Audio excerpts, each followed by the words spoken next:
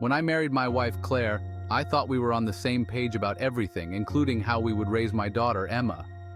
Emma, who's 12, stays with me every other week, and I've always been adamant about making sure she feels at home in my house. But after we got married and Claire moved in, I started to notice some unsettling changes.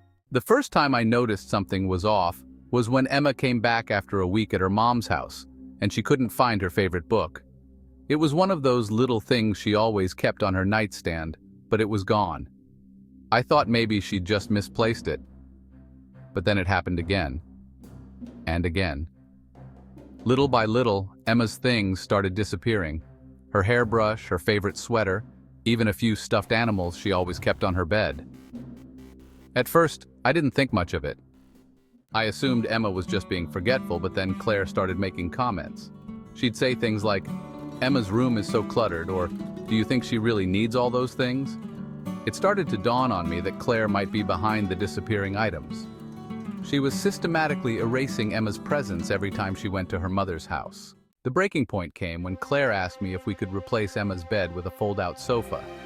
"It would make a great office space when she's not here," she said.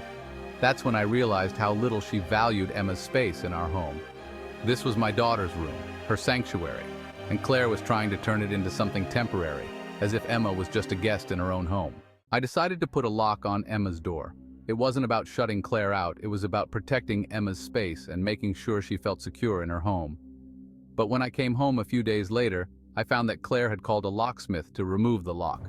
She was furious, saying that I was being unreasonable and that I was choosing Emma over her. That was the last straw.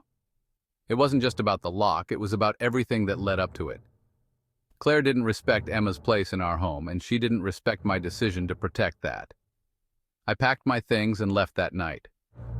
I couldn't stay with someone who treated my daughter like she was an inconvenience. Now I'm left wondering, am I the asshole for ending my marriage over this?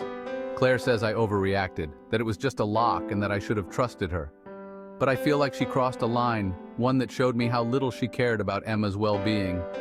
I don't think I can be with someone who doesn't see how important my daughter is to me.